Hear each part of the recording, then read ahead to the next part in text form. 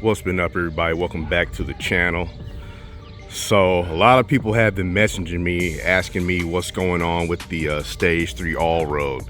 I don't know if you've been watching the channel at all within the last 2 years. You've been seeing the Allroad just sitting in the background in every video, just sitting over in the corner over there in every video. So what happened was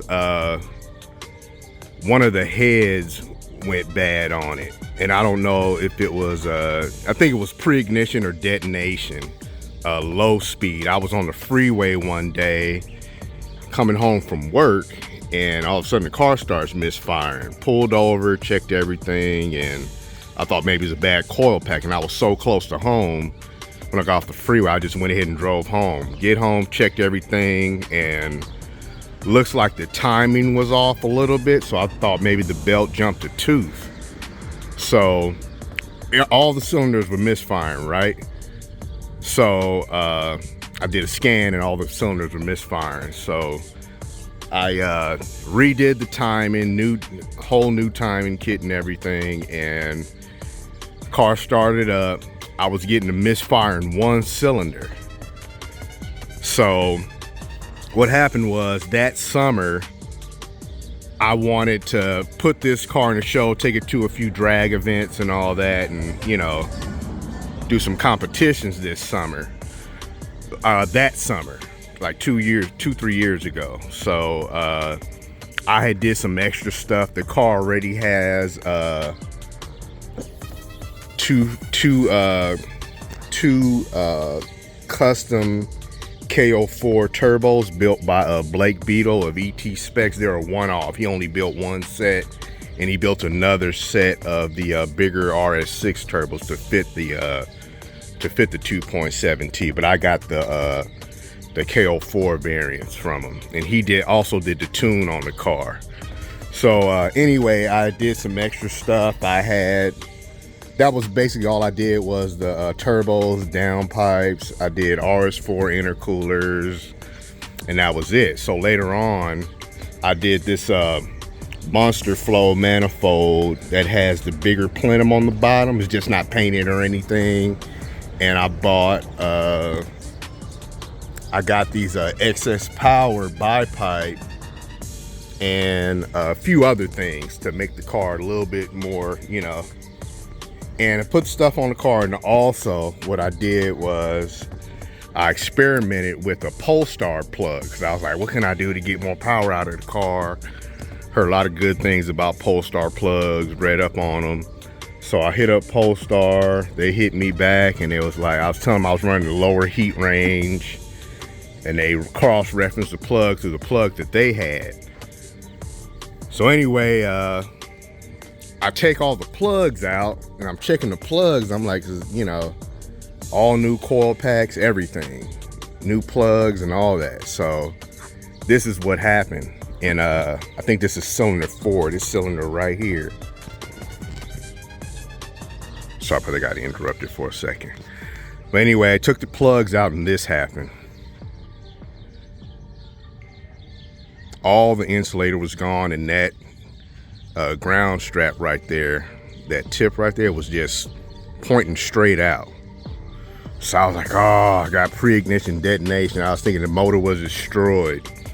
So I stuck a camera in, and the piston, the cylinder walls looked fine. The piston wasn't cracked, no hole in it or nothing. Checked the rest of the pistons, they all looked fine. So I was like, man, maybe I got lucky, or maybe it was something else. I don't know. So I was like, I was so bummed out from all that, because I went all in on this car that summer, because this is the one I want to do everything with. So I just got so bummed out from it that I just let the car sit. And I was like, I'm gonna have to take care of the rest later. And plus I was working in and out of town, driving from Colorado back and forth, and all in this car. So this car had gotten me back and forth to Colorado, I think about 6 times, no problem, on this stage 3 tune and everything. So no problem. So I was thinking, because I had put these in like that, when this had happened, I had put this and the other stuff on like that week. So it happened, I think, like a few days later or a week later. That's when this happened. So I was like, oh, it must be the plugs. They were the wrong heat range or something. And you know. So anyway, long story short, or fast forward up to now, I recently just took the head off and checked everything. And it was like, from what I could see, there was one bent intake valve. So I was like, maybe could it have been the timing? But I thought it would have been more valves that were bent. But anyway, took the head to the shop, got it rebuilt, valve job and everything. Checked the pistons, cleaned everything up. No broken rings or nothing. No scoring on the walls, none of that. So I just basically put everything back together. And this is where I'm at now. I haven't started the carb yet because you can see I still got to put like the rest of the stuff back on. I also been replacing other stuff that needs to be replaced. But another thing I found was this right here, this fan was broken. This one bolt was broken. And it's a bolt that goes right behind. It's in here.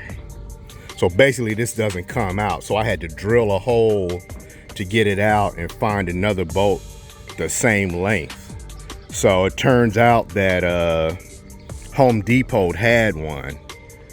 And it was a 12.9 hardness bolt, which is real good. So I found that one, but I was thinking since I drilled this out, it might throw the balance off. So I did order another one. It won't be here until tomorrow.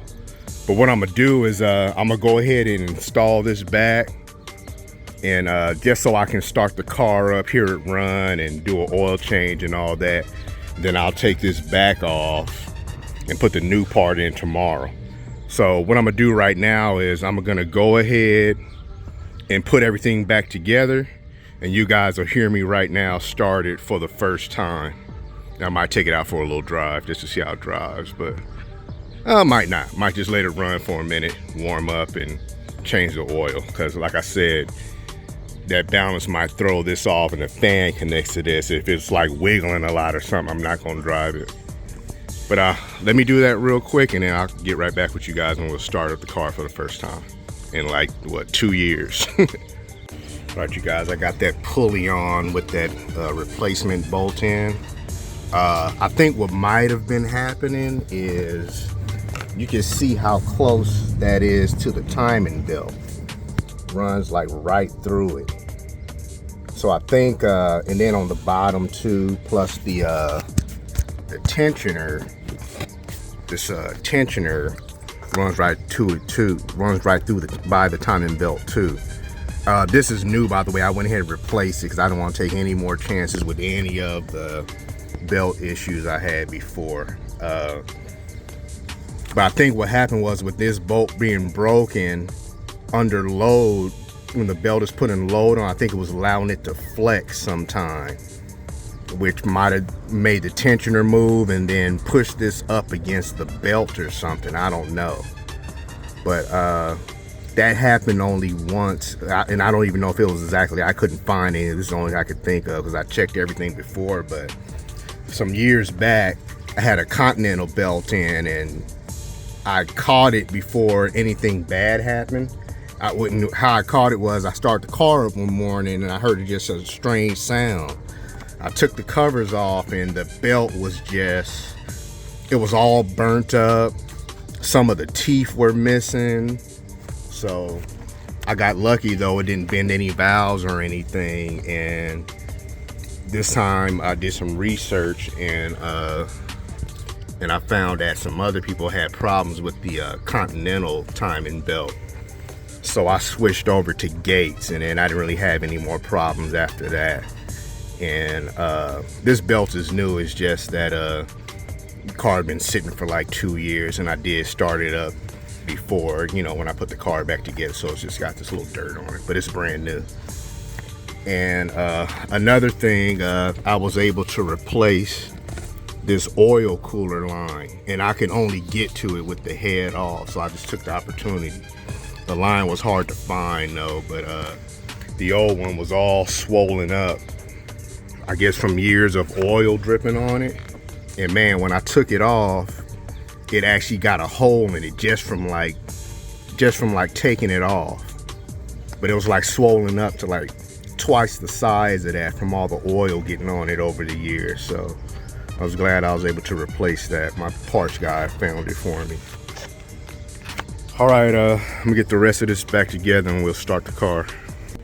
All right, you guys, I got everything hooked up but kind of loose. I left the fan out since I'm gonna have to take it back out tomorrow when the part showed up. So I didn't necessarily tighten everything. So I don't know if anything's gonna blow up. Shouldn't, because I'm not gonna rev it. And I just got to get a little bit more coolant. I had to let something bleed out. But this is the first start. Y'all excuse the car. This thing had become storage while I was working out of town. Okay. Let the fuel system prime.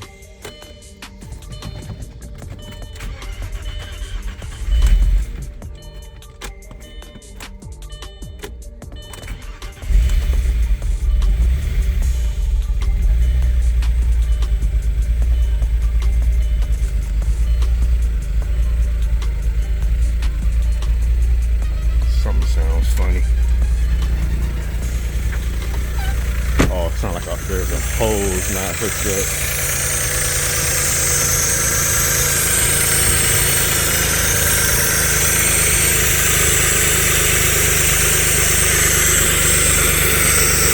I think it's the intake hose.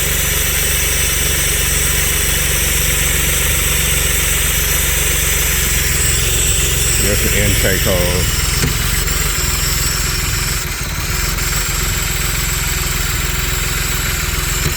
This is how this car ran when I first hooked it up, and you can hear that it's getting better and better, so I think it's good. But it's just vacuum leaks because I don't have everything hooked up.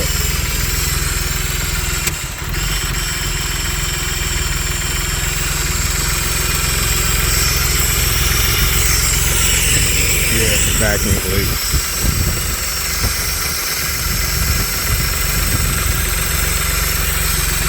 So I'm gonna go ahead and look at hooking that up. I found out what it was. There was a vacuum hose right here that I forgot to hook up. So it was just all open, so that's why I was running real erratic. But it's good now, no misfires. Lifters are kind of loud until they adjust and everything on this side of the head. So I just gotta let it run for a minute, let it warm up, but I'm gonna have to go get some coolant. So I'm gonna go get some coolant right quick, y'all, and I'll be back.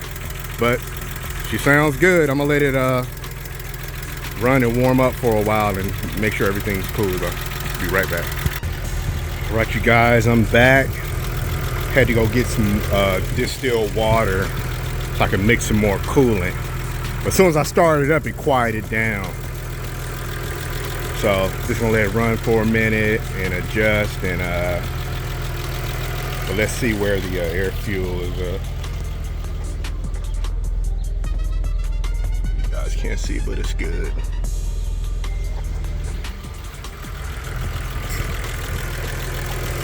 I'm gonna go ahead and do an oil change, and then I'm gonna put the, this video's not over, but like I said, I have to wait for the new fan clutch to show up tomorrow. So then I'll install that, and then we could take it out for a drive and everything. See how it feels. Hadn't driven this thing in so long. And the last time I drove it, after I put all the new parts on, this bipipe and the manifold, man, it felt like it added more power. But I had did the fluid damper, and I think I did the JXB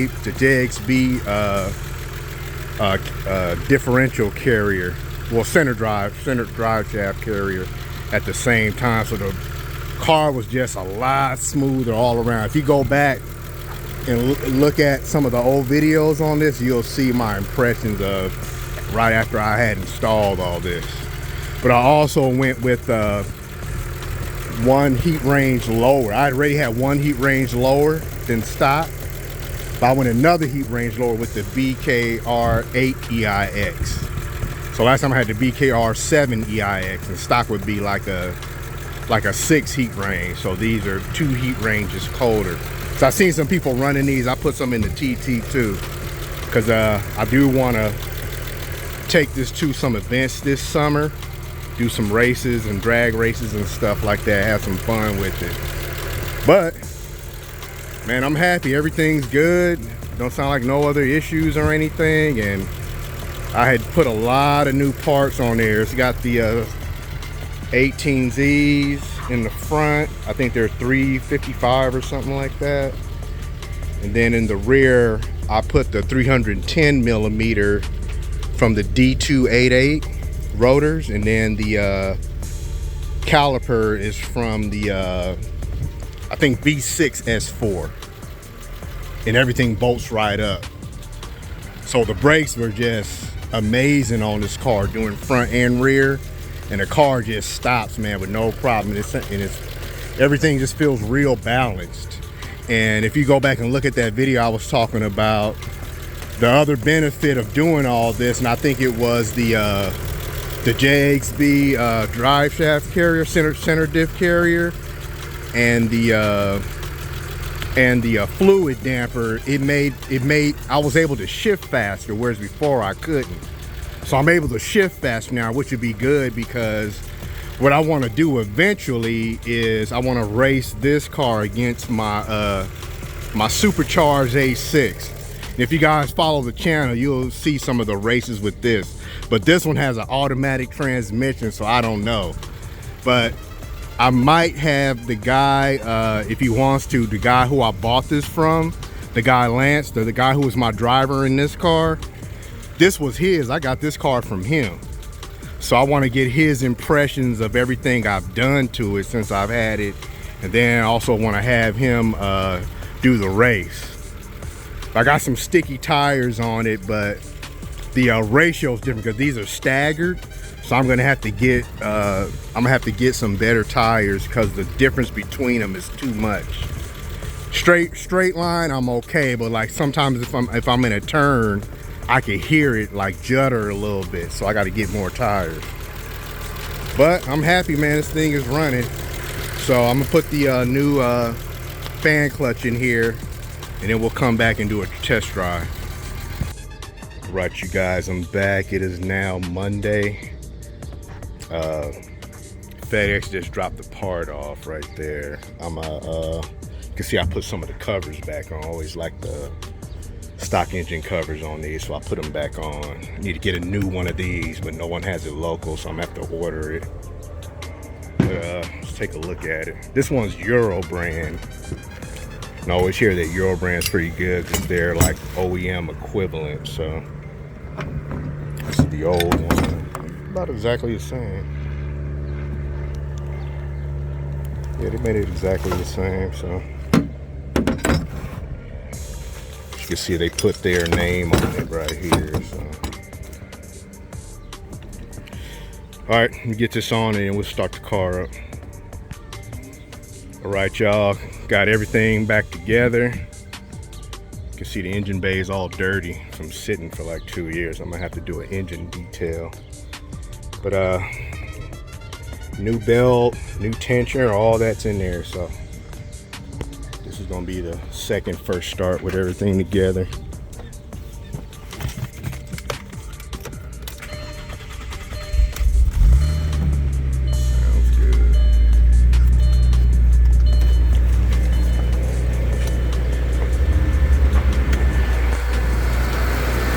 Smooth. Yeah. Gotta clean this filter. Basically gotta clean the whole bay. Now remember, the other thing about this was with this bipipe on there, this map sensor sticks up higher, so I couldn't get the middle engine cover on, so I'm gonna have to make some spacers so I can get that middle engine cover back on. And then I got some billet covers for some of this stuff, so I'm gonna be doing that. But let's get ready to take it out for a test drive. Go, y'all. Actually, I forgot.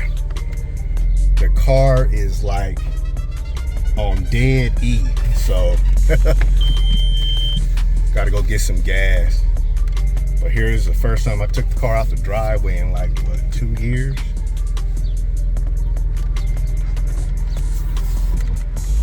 I think I'm gonna put some red line fuel system cleaner in here too.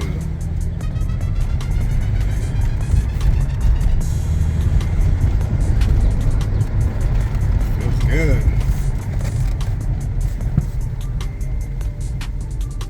The only thing that I need to do on this car that I didn't get to do, you guys, is the E85 tune. So I have everything on the car for the tune already. It's just I didn't do the E85. Never got to do the E85 revision before I went to work out of town in Colorado a few years back. So I'll be hitting up Blake to do the E85 tune, and I'll probably ask him about revising this tune since I added some stuff. And I might add a few other things to this. Woo, still fast. Man. Dude. I forgot. That thing took off. I got a lot of junk in the back, y'all, so I don't want to get on it too hard right now. But you guys are gonna see in another video that I'm gonna start running this again, and plus I'm gonna have to do the E85 tune. And then I'll probably try to set up a few what we call test runs on, or acceleration test runs on the channel. Oh man. Man, that thing's took off. Man, and these wheels are heavy. So with lighter weight wheels, this thing will move. I can feel the brakes, all the, I might go ahead and bleed the brakes again, but it's gonna take not too long to get all the brake dust and everything off of them. But I don't know if you guys remember on the channel, I had did the Hotchkiss sway bars, and I found them for a good price, brand new, but it only came as a set of front and rear. So I did both, but I think I'm gonna take the front Hotchkiss bar off and put the stock sway bar back on the front only, because you really don't need the front on this car. And then on top of that,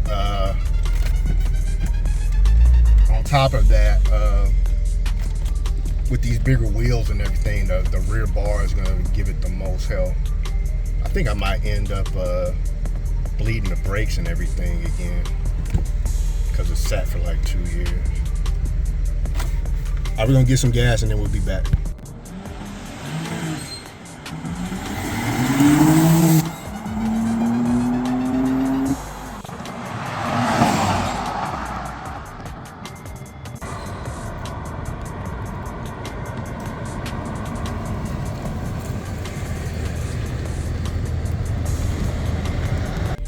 Right, y'all, just got back from doing that pull you guys saw.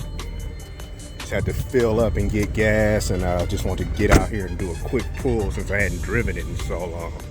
But man, this thing pulls like a diesel, a lot of torque. So before, I had the wheels that are on the A6 were actually on this car. I had to put a spacer on this car because the Allroad has a pretty low offset. So I had to put a spacer with these wheels. But these wheels are somewhat pretty lightweight for a stock wheel from Audi. These wheels are 20-inch, and they were lighter than my factory 17-inch Audi wheels. So when I switched to these wheels, they're heavier. So it was a noticeable difference. But man, the way it pulls, man, but I do remember that it was faster with these wheels. So I might try to trade or get a different set of like 18s or something, I don't know, or different wheels for these. Might put these wheels up for sale or something. But might try to get a little bit more weight off of the car. But I think this against my Stage 2 Plus A6 will be a good race. And then I need to do the E85 tune, but I don't know if I'm gonna get as much power of doing the E85 tune because I didn't do rods. So he's gonna have to be maybe a little bit conservative with the E85, I'm not sure. But this one, I still haven't ran the E85 tune on yet. Well, E40, you're gonna do E40, but this one, I could do full E85. And if I did rods, I could run it even harder. But man, this thing pulls hard enough. Just need some lighter weight wheels. So, you guys leave a like, comment, subscribe. Let me know if you guys wanna hear anything else about the car. I think I pretty much, if you go back and look at old videos, if you guys have been here, you'll pretty much know what the car has, or hit me up in the comments. And then let me know if you guys want to see anything else. I got some more stuff coming up for this car, especially since I just got it running. There's some stuff I need to do to the interior. Probably need to go over the body. Of course, you can see the bottom needs to be repainted, and the hood was starting to I actually color sanded this before, and it pretty much came back pretty good, but you can see it's starting to come back again. I probably need to do that again, but I think I want to put the A6 hood so I can run the RX-6 grill. So I have to see if I'll be able to do that on this car. But I still got some things coming up for this, and at some point, gonna be racing this, my Stage 3 Allroad, against my Stage 2 Plus A6. And I still haven't put the ported supercharger on here yet. So that's gonna be interesting too, but I wanna run them both as is right now and see what's what. But I think I need to get some lighter weight wheels. But might just run them just like they are just to see what happens. But leave a like, comment, subscribe. Thank you guys for watching. I'll see you guys in the next video.